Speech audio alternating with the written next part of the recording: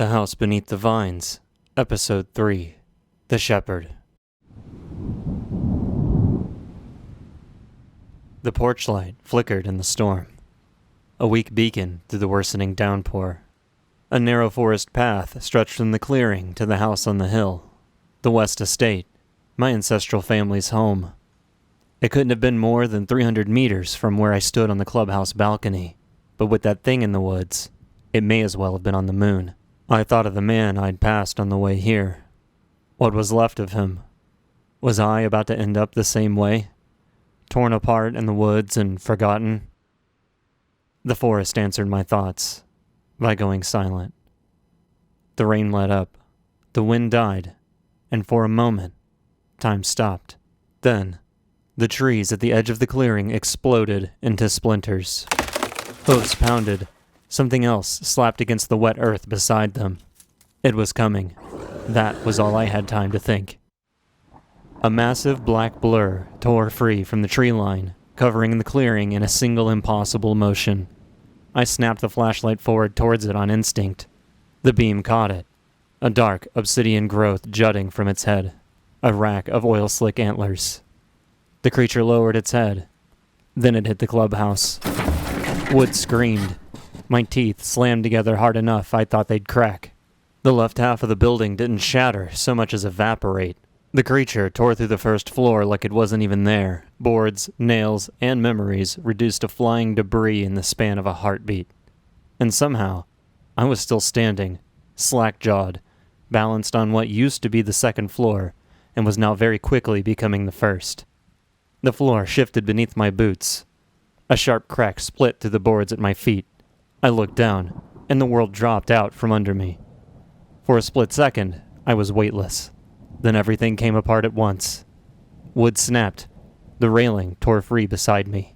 My flashlight ripped from my hand, spinning into the dark. Gone. I hit the ground hard, but I didn't stop. Something punched through my leg. It held me there, pinned. For a second, I didn't feel anything. Just the rain, the ringing in my ears, the distant creak of the ruined structure settling around me. Then the pain hit. White-hot, blinding. I gasped, choking on it as my hand scrambled down to my thigh and found the splintered beam driven through it. Not cleanly, jagged. Buried deep enough that I could feel it shift when it moved. A broken sound tore out of my throat. I tried to pull back and couldn't. I was stuck. Then the trees moved again. Not violently this time, not like before, just shifting, branches bowing, something large turning its weight through them, coming back. My breath hitched. No. I braced my hands against the mud, trying to pull free on instinct alone. The wood didn't budge. Pain flared, sharp and immediate, stealing the strength from my arms before I could even try again. I sucked in a breath through clenched teeth, rainwater running into my mouth. Think. If I stayed here, I was dead. That much was certain. My hands found the broken length of wood jutting from my thigh, slick with rain, warm beneath it. I hesitated. Every nerve in my body screamed at me not to touch it. Somewhere in the woods, something heavy exhaled. That decided it. I wrapped both hands around the splintered beam. Just pull.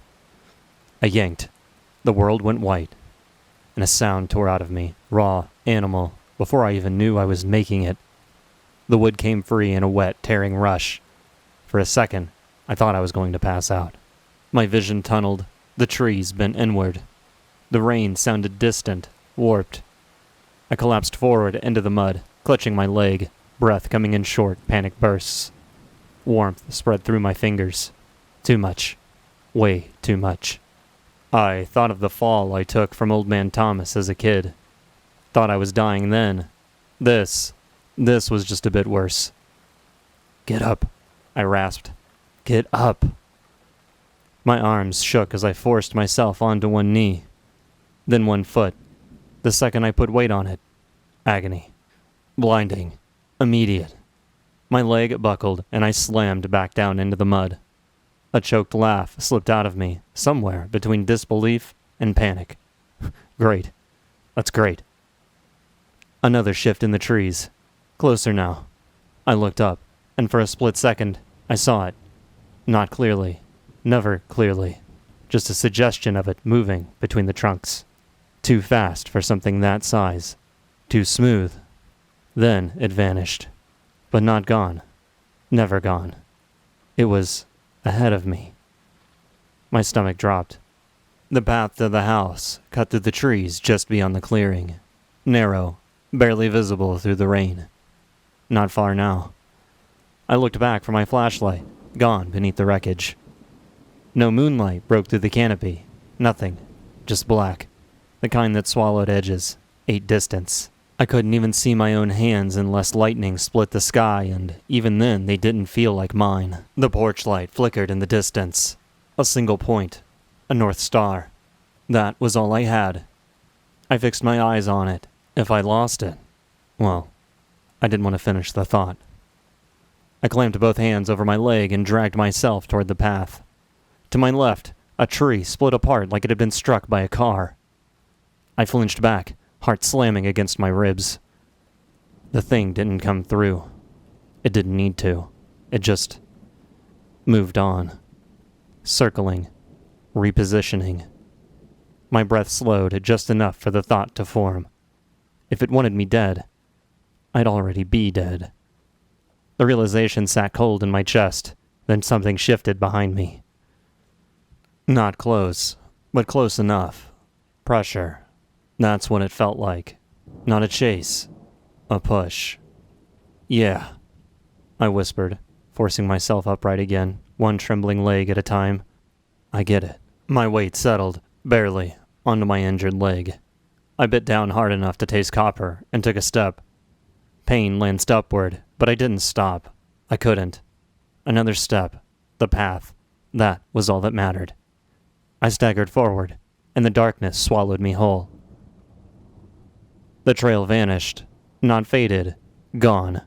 1 second, it was under my feet. The next, I was stepping into nothing. Mud. Roots.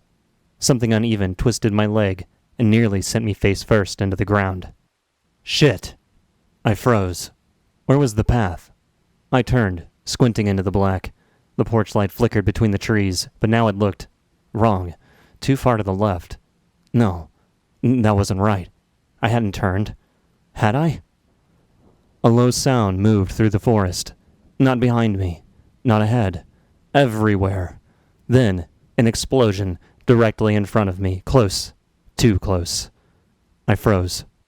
Something massive had just split the trees where the path should have been, blocking it, cutting it off. My breath came shallow, panicked. Then, to my right, branches shifted. An opening. Not natural. Made. I stared at it. Then at the broken trees ahead. Then back again. Yeah. I'm being herded. My voice barely made it out. I turned and stumbled into the new path. Behind me, something crashed through the trees. Not toward me. Alongside me, keeping pace. Guiding. I veered instinctively away from the sound, wandering blindly through the dark, and back onto the narrow trail leading uphill. Branches slapped my face. Panic rose like acid in my chest. The porch light flickered again. Closer now. Still impossibly far. I didn't look back. Didn't dare. But I could feel it there, matching me, waiting. I felt like a herd animal being pushed toward a slaughterhouse. I kept going. Blood ran down my leg, warm at first, then cold, pooling into my boot. If I didn't make it soon, I'd pass out right here on the trail. And then what? I didn't want to think about it. But the creature answered for me. A low, warped moan rolled through the trees behind me. Certain. Final. The forest began to thin. The hill came into view. And at the top, the house. The porch light flickered, illuminating its warped silhouette against the storm. The front entrance was choked with junk, rotting furniture, broken frames, yellowed portraits staring out through cracked glass. No way through. I'd have to go around. A long gravel driveway curled up the side of the hill toward the carport. I limped toward it, and behind me, the thing moved too. I thought of the glimpse I'd caught of it in the clearing. The speed, the antlers, the weight of it. My mind gave it a name. The Shepherd.